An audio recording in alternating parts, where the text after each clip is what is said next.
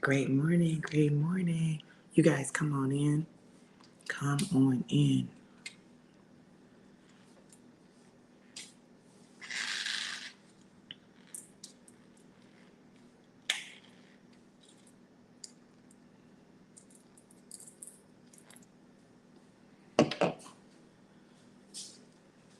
Hmm.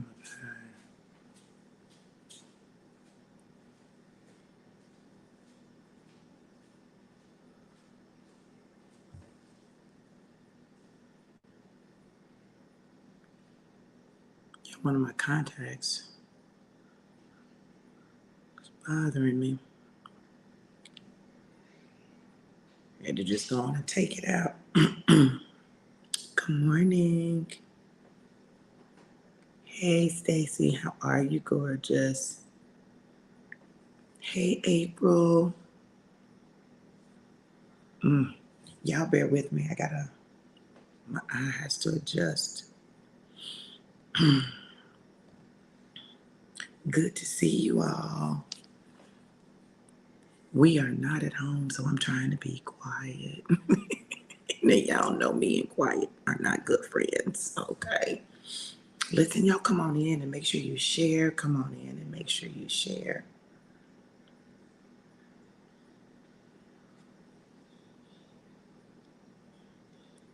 Come on in and make sure you're sharing. I'm going to go ahead and share.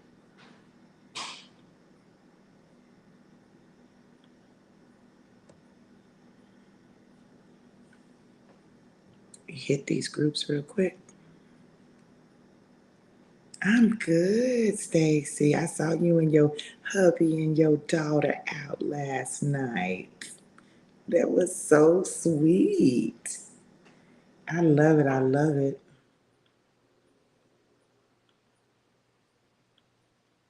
That eye is bothering me.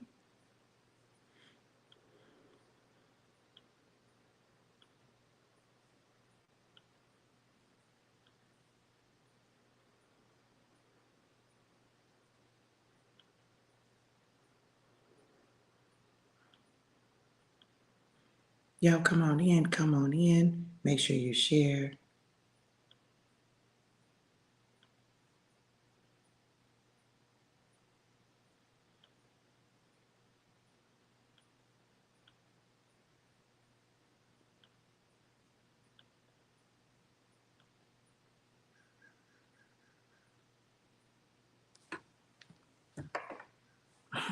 Good morning, babe. Great day, Jason. Hey, Christina. Good to see you. All right, y'all. Listen, y'all know what time it is. Y'all know it's a live time.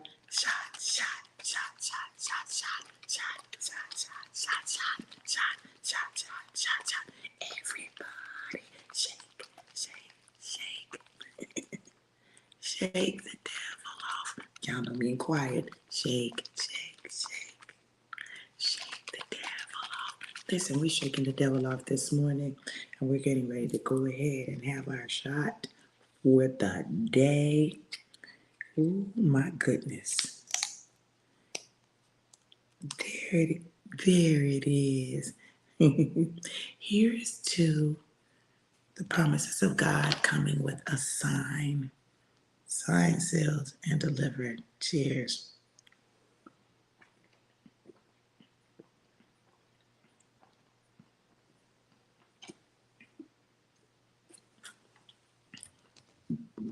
Oh, that was good. Ooh, I needed that. Hey, Rena, how are you? Amen, Stacy. Oh my goodness, aren't they so good?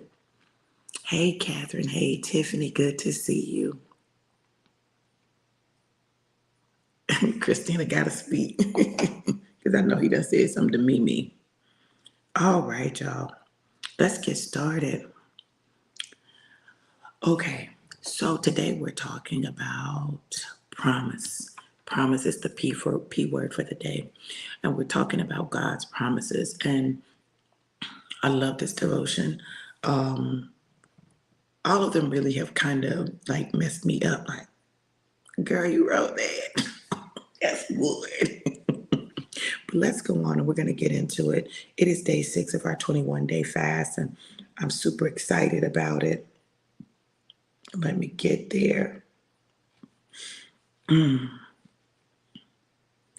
did a thing for it to post my to post this morning, and I'm not sure if it did. I didn't see it, so I had to repost it. So I apologize if you guys didn't get to it before now. Jason, I know you always get it, so you can tell me if it had already posted, but I just reposted it.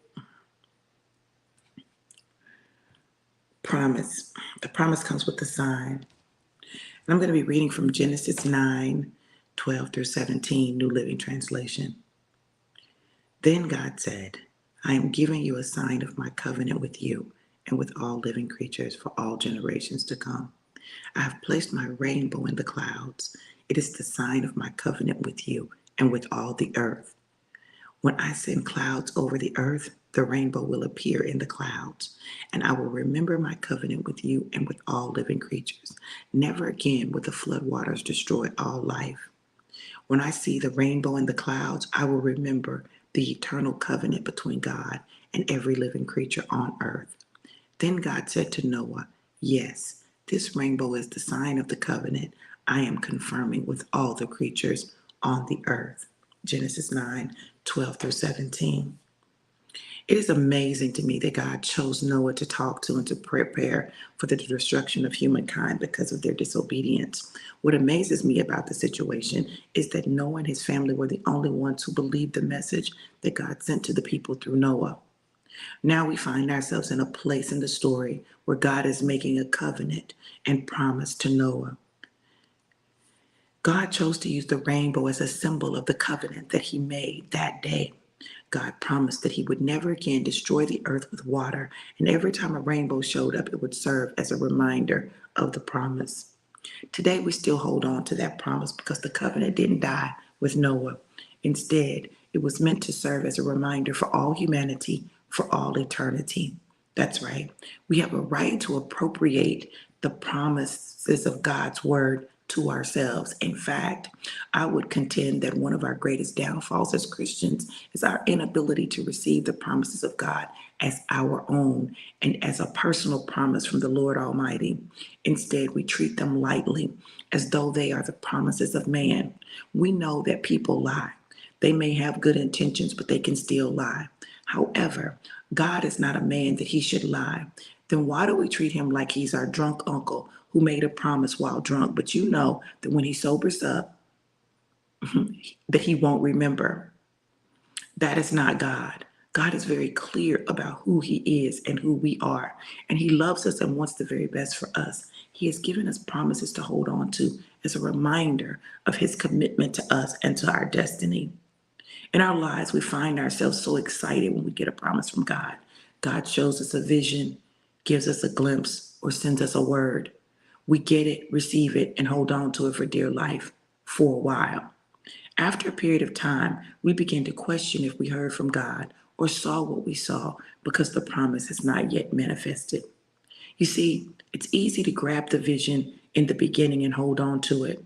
But after a time of not seeing the manifestation, our human nature kicks in and we begin to question and doubt. For some people, that period is a month, 3 months, 6 months, a year, or some years. But regardless of the time period, the reality of the frustration kicks in and the doubt begins to overtake belief. When you find yourself in doubt, it is time to revisit the promise. God is not a man that he should lie, so you should rest assured that his promise is his promise. God gave Noah, his children, and humanity a promise. That promise was a covenant that he will not break. That ought to encourage your heart and increase your belief. Today, make a decision to remember, believe, and hold on to the promise God made you. It is up to you to hold on until the promise manifests. God has already done his part. Now continue to do your part, no matter how long it takes, what it looks like, or how it feels. Now, the truth of the matter is this, you know, we have to exercise a level of faith that we're very often uncomfortable with, and unfamiliar with. And I say unfamiliar, angel number 122. I say unfamiliar because we're so used to people, right? We're so used to people and people breaking promises and people not holding their word. We're so used to people. And in that, we begin to ascribe those same characteristics to our Heavenly Father. God forbid you had a father that didn't keep his promises. If your daddy didn't keep his promises, it's even harder for you to believe that God, the Father, right, is going to keep his promises to you too. Because as much as we like to think that we don't, we often ascribe to God the human characteristics of those that we are surrounded with, those that we love who disappointed us. It's one of the reasons that God has to have us renew our mind, because our mind will get us caught up in some stuff that don't have nothing to do with God and everything to do with people. Angel number 122. Hold on, y'all. Let's back up. Let me look it up.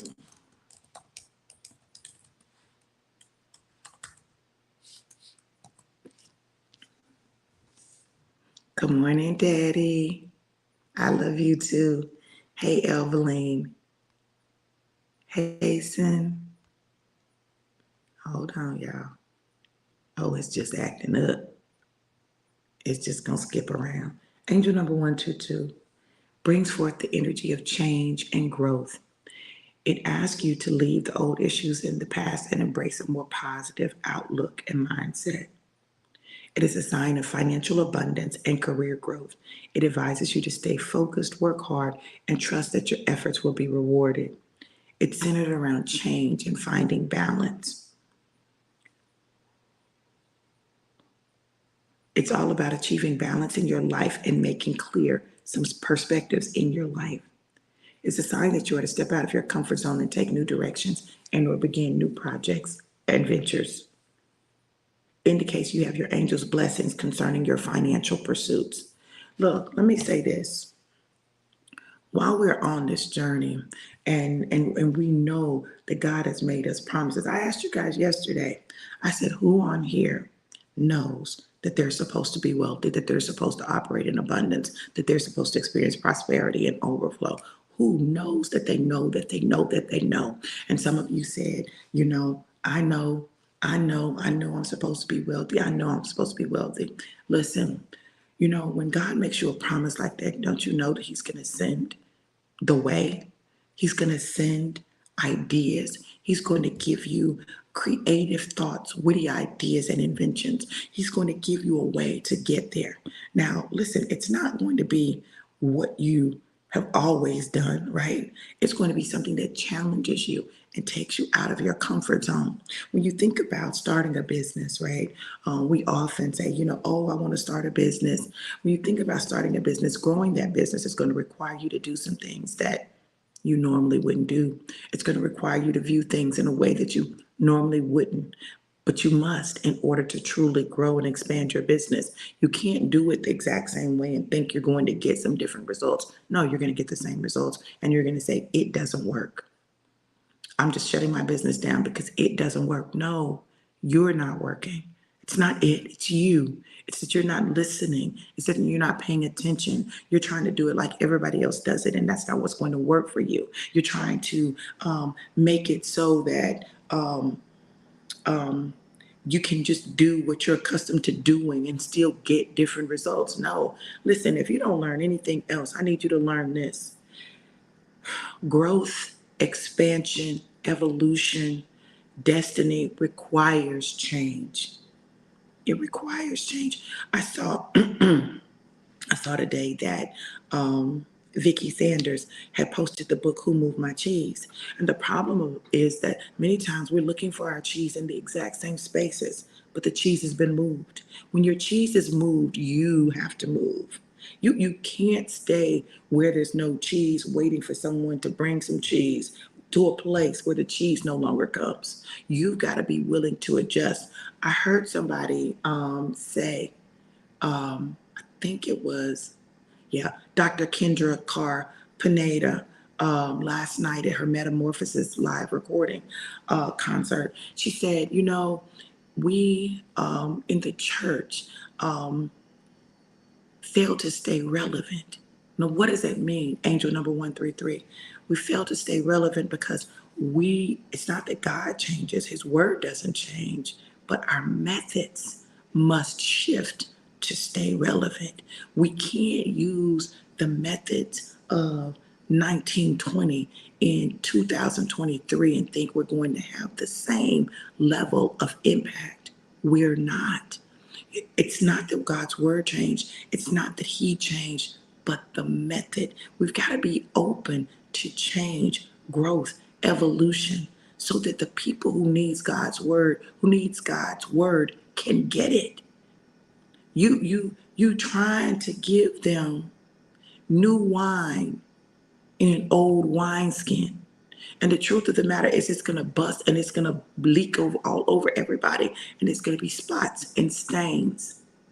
When there is new wine, there must be a new wineskin. It has to be allowed to breathe and to stretch and expand in order to handle the new wine that is deposited. Angel number 133.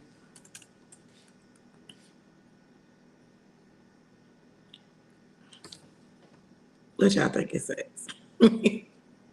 It means you should continue to evolve and transform.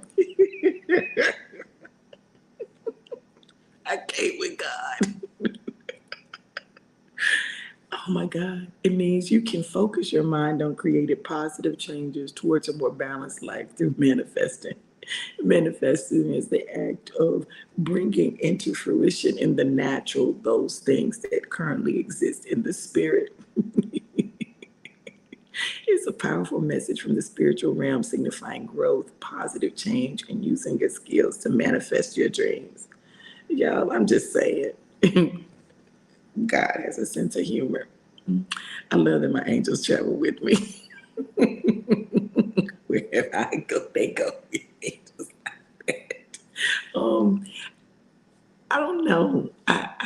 I find myself in a place of great anticipation of the promises of God because I know what he said, right?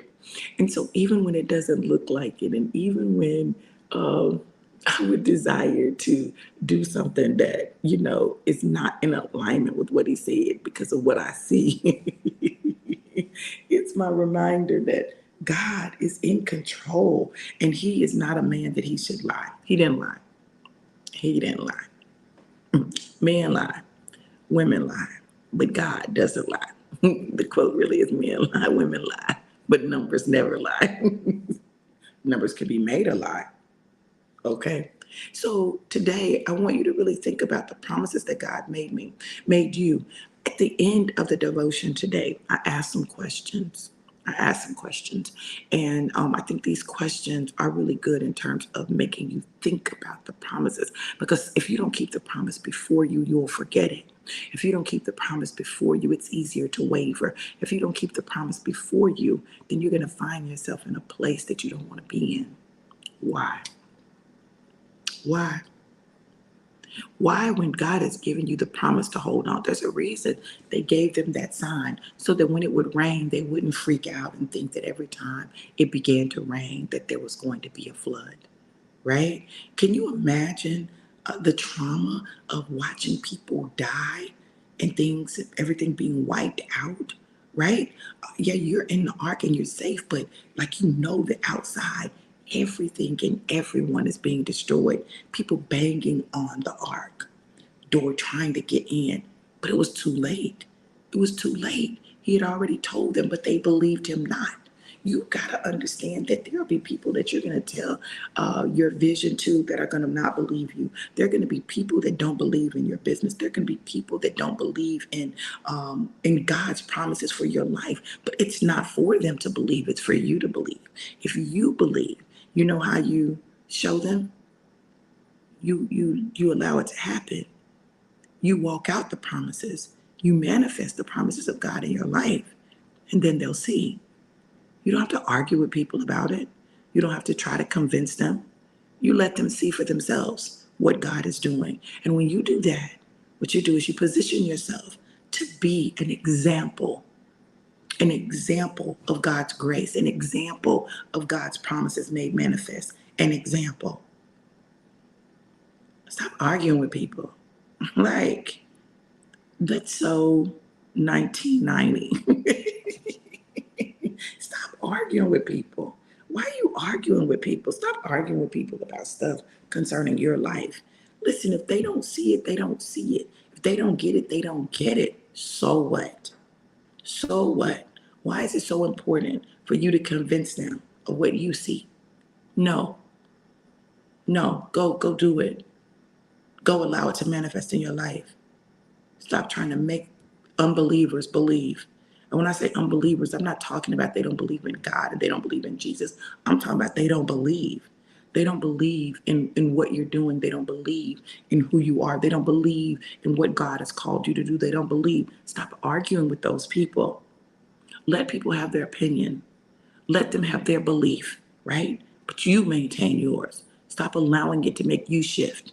If anything, you should be causing other people to shift with the level of belief and tenacity that you have. Instead, you're the one that buckles. You're the one who says, well, maybe you're right. Maybe this isn't it. Maybe I'm not supposed to do this. Maybe that's not what God said. Stop it. Yes, Denise, wasting time and energy for what? For what? Yes, Jason, sometimes you have to walk alone. And if you got to walk alone, walk alone. See, I had to get comfortable with if I got to do it by myself, I'm going to do it. If I got to go by myself, I'm going to go. If I'm the only one that sees it, if I'm the only one that believes it, then it's just going to be me and God rocking it out. 10 what? 10 toes down. If I had 9, it would be 9 toes down. Stop. You can control that. You can't control people, but what you can't control is you and your response to people. Change that. Change that. I had to realize that in this thing called life, right? In this thing called life, and we talked about this the other day, there are divine connections and divine relationships, and those relationships are a part of you getting to your destiny. They're key, they're pivotal, they're relationships that God has ordained in order for you to get to your destiny. And those often are relationships that are tried, they're tested, they're come up against. Listen, you got to understand that when those relationships are tried and tested, it is up to you to maintain those relationships. It is up to you to go the extra mile. It is up to you to stretch, to make sure that those divine connections are not destroyed. Why? Because the enemy wants to destroy them. The enemy wants to destroy them because if he can destroy them, then he can delay your destiny. He can't stop your destiny, but what he can do is delay it. And you never know exactly how people are intertwined in your life. You never quite know exactly what God is going to do. But if it's divine, there's a reason it's divine. Jason said, that's that gospel song. If I have to go by myself, yeah, I'll go if I have to go by myself. Absolutely. What's up, RJ, my divine connection? We got to catch up. We haven't caught up. Yes, Stacy. I'm telling you. See, this is why I understand. I understand that there are times when people are going to be mad at me, and I've accepted that. There are times when people aren't going to like me very much because I have to say something that's not popular or something that they don't want to hear. I've accepted it, but so I get that. It's frustrating to have someone bust your bubble, right? When you've gotten your mind all set on something and then someone says something else. Listen, I understand that, but this is what I also understand.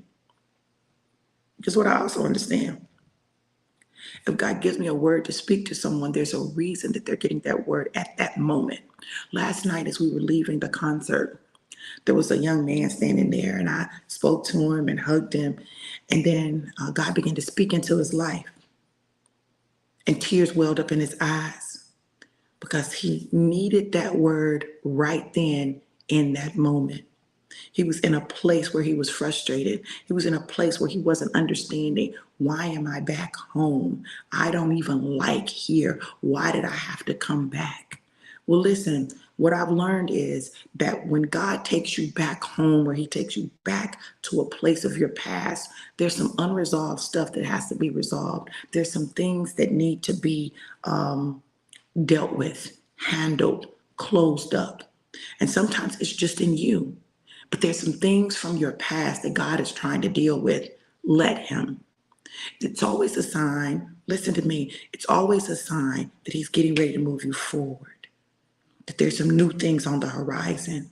And he's trying to make sure that you get everything that you need to get from that place. So for those of you who are on here, who may find yourself in a place where you've had to go back to a place that you never wanted to go back to, where you've had to go back to a situation that you never wanted to go back to, when you've had to go back to some emotions that you never wanted to revisit them for the reason and the season required. Get everything that you need to get out of it. Learn every lesson that you need to learn, because God has something new on the horizon. Not many days hence. Not many days hence, you're going to see a change and a shift. There's some things that God is doing, and he's going to do them very quickly, right? But he's going to do them for those who will learn, those who will listen, those who will apply. If you are not applying what he's already given you, he's not giving you a new word. You're not getting a new word. It's going to be the same word. And everywhere you go, people are going to say the same thing to you over and over and over and over and over again. Why? Because you haven't gotten it. It hasn't sunk in. I've noticed that in the body, there is a spirit of infirmity that has been running rampant. A spirit of infirmity. Dr. Kendra talked about it last night. A spirit of infirmity. But check this out. Much of the infirmity is not physical, though it manifests physically, right? Much of it is not physical, though it manifests physically. What does that mean? It means that it shows up as physical illness and dis-ease, right? But there's a spiritual root to it. There's something that's going on in you that you've got to deal with, that you've got to let go. Y'all, do you know how much we carry when we carry around hurt, unforgiveness, jealousy, envy, bitterness, whether we acknowledge it or not? Just because you don't acknowledge it doesn't mean it's not there. Just because you don't acknowledge it doesn't mean it's not there. It simply means that you haven't chosen to deal with it. And just because you say you've dealt with it doesn't mean you have.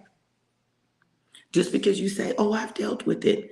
And I'm going to tell y'all something. Y'all, you hear me say it all the time. There are layers to this. There are layers to this thing called life.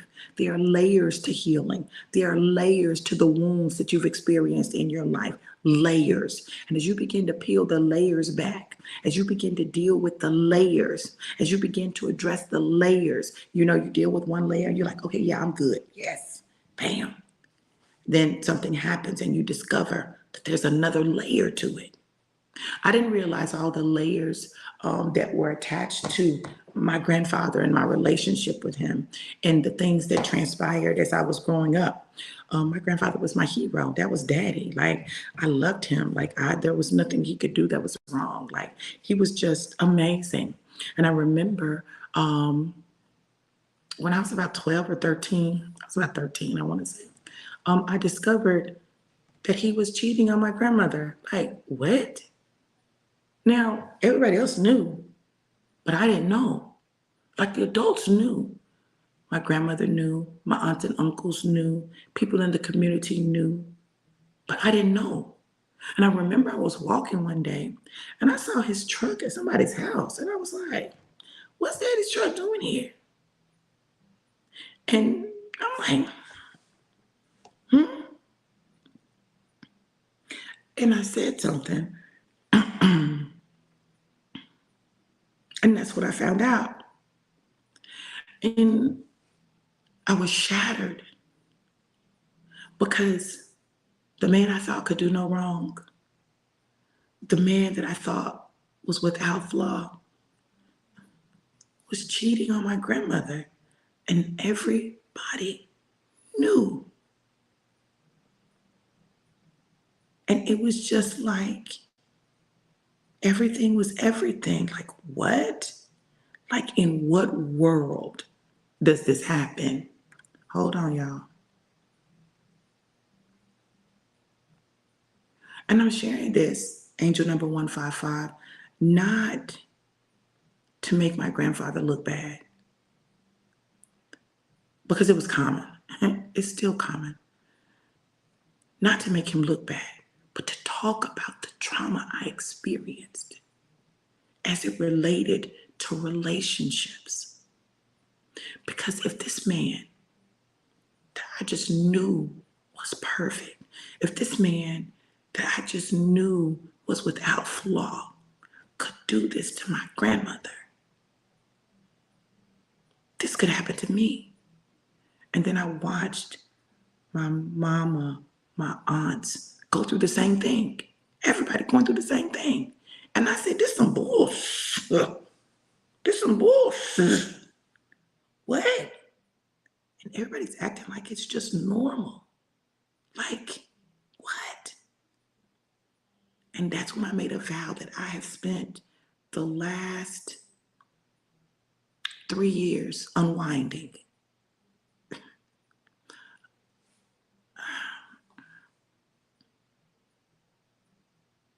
I said, I'll never allow a man to have that kind of hold over me. I'll never love a man so much that I would allow him to do that to me. That I would never allow a man to be able to leave and walk away and me be devastated. So it meant I would never allow a man to really have access to my heart. For 3 years, I've been removing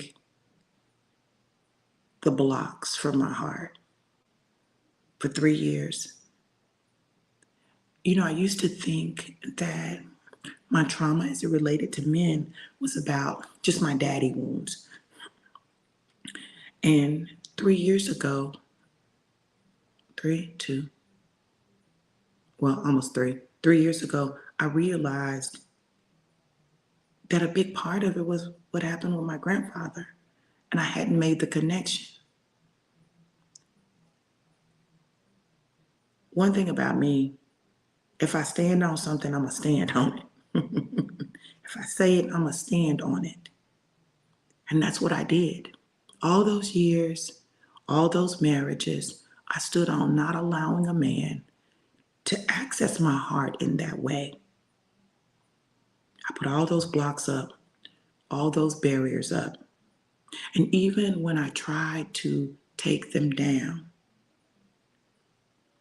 and then I was disappointed in the frailty and humanity of man, I made it easy for me to shift. I made it easy for me to move on. I made it easy for me. I would disconnect. I would disconnect emotionally. I wouldn't feel. I would shut it down. So for the past few years, God has been removing the blocks, the locks, the barriers, the scar tissue.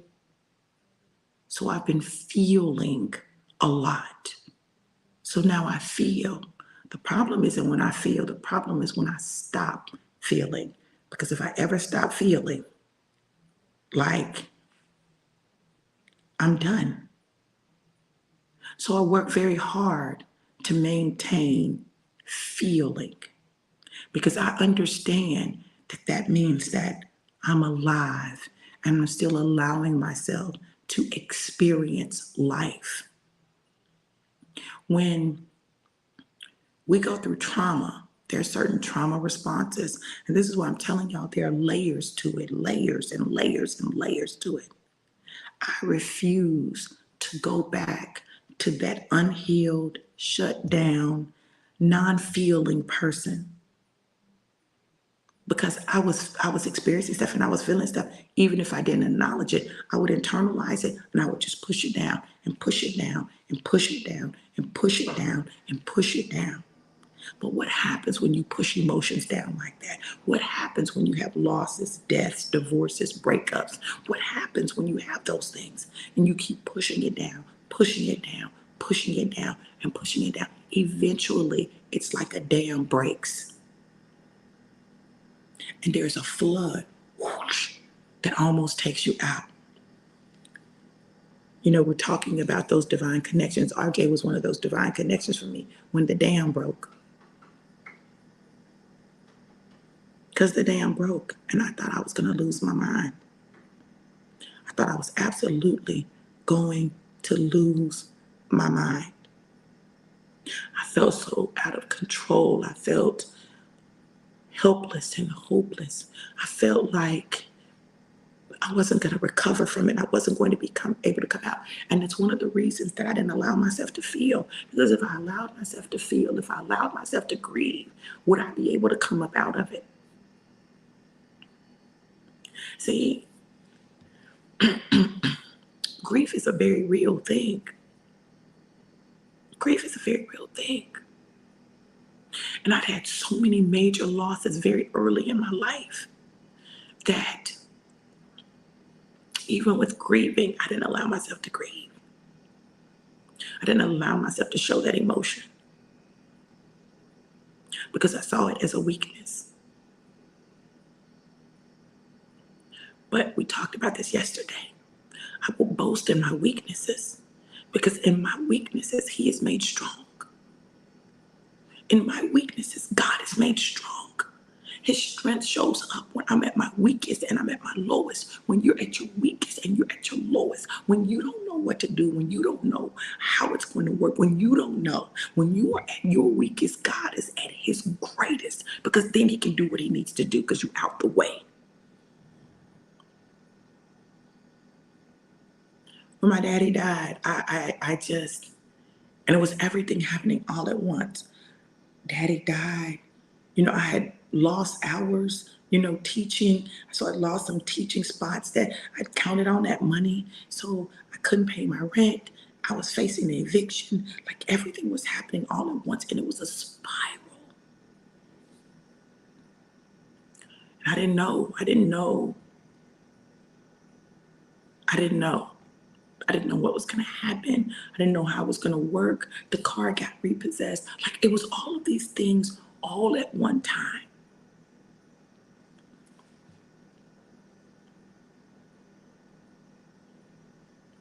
And I felt like I just couldn't take it. Couldn't take it. I couldn't do it. It was too much for me. It was too much. And that's what God was waiting for. He was waiting on the moment when I would say, it's too much for me. I can't do it. The whole time He was there and with me and waiting to do it. And so I feel like it started with the cry that I made. For the first time in my life, I had an anxiety attack, a panic attack, and I didn't realize. I didn't realize the whole time I've dealt with anxiety. I didn't realize that's what it was. I didn't realize it, but I had an anxiety attack. I couldn't breathe. I felt like I was dying. I was just crying and crying and crying. And I remember walking in my bathroom and standing in the mirror, just looking at myself crying. And I said, I want my daddy. I want my daddy. I want my daddy. Because I felt like if I had my daddy, everything would be okay. Not that it would change everything, but like just His presence again would just give me a foundation, something to hold on to. My daddy didn't come back. But that month, I took the ancestry DNA test. And I discovered that my daddy wasn't my daddy. And so God had my daddy waiting for me.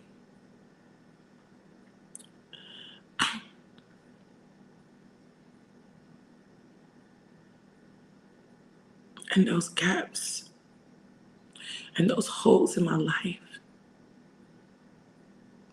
He filled them. The things that I always wished, my daddy had given me. This new daddy gave me effortlessly. He made sure I knew I was valued. He made sure I knew I was important. He made sure I knew I was beautiful. He made sure I knew that this success is your birthright.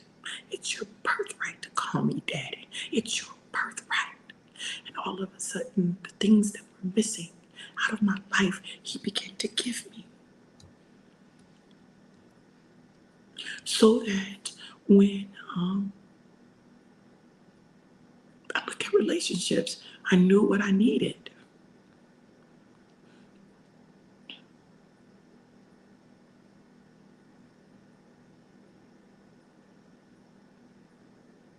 But it all came with me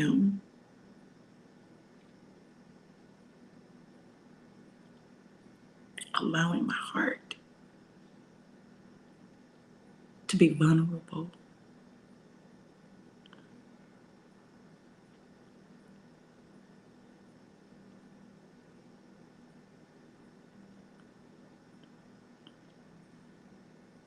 Many of us say we want love, we want a husband, we want a wife, but we won't allow our heart to be vulnerable.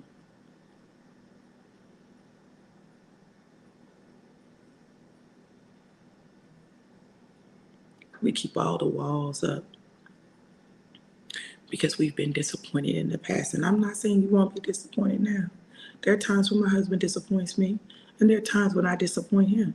It's a part of it.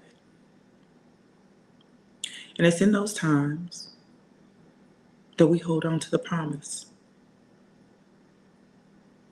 See, the promise didn't say it was always going to be easy or you would always agree or they would always get it right. That's not what the promise said. That wasn't the promise.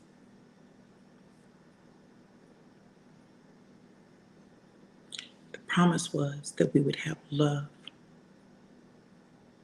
and a partner that we could do life with for life, we could serve God with. That was the promise. We have that. We have that. It may not always look the way we want it to, but we have that. So we hold on to the promise as God is perfecting us individually and as a couple. Too often, what we do is when our relationships hit glitches, we throw the whole promise away. I didn't hear God. I misunderstood God. Now you can hear God clearly for everything else. And before this, you heard him clearly. But now, because it's tough, because it's some unexpected stuff, now you didn't hear God. No, you heard him. You don't want to deal with the stuff that comes along with what you heard. You want the promise without obstacles. You want the promise without challenges. You want the promises without struggle. One of the reasons that I absolutely love my daddy is that he'll say the things to me that need to be said. Like, he'll check me when I'm wrong, you know. And recently he said to me, he said, baby, you think the enemy is going to let you just get what God has for you without any challenges or obstacles? No. But you got to be willing to go through the challenges and the obstacles. You got to go through that. Are you going to go through that or are you going to just give the promise up? I'm going to go through it, Daddy. He said, okay then. Don't you allow anything or anyone to move you.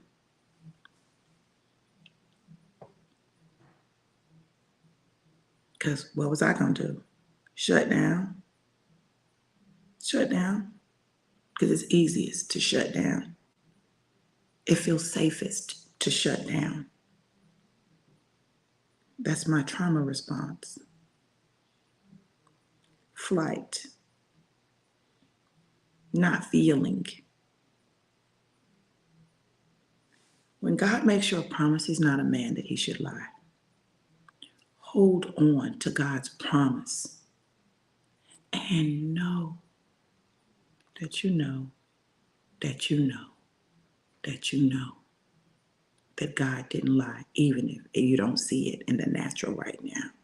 Stop focusing on what you see with your natural eye and focus on what God has already shown you in the spirit.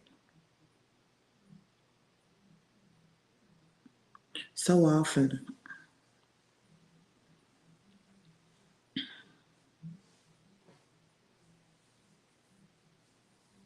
I find myself in places and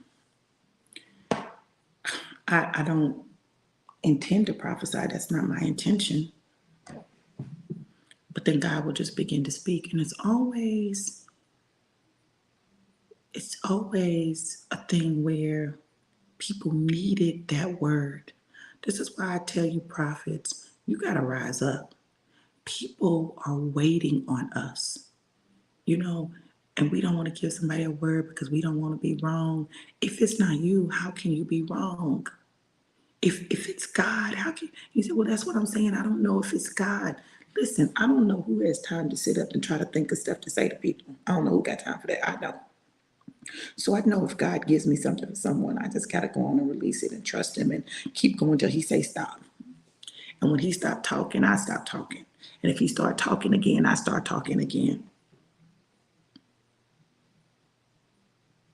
But I'm going to tell y'all something. God has given you a word. He's given you a promise that you need to hold on to. You need to hold on to it. And you need to do what he's told you. Because in doing that, you will discover that everything that you've needed, everything that you've wanted, everything that you've prayed for is connected to you holding on with two hands.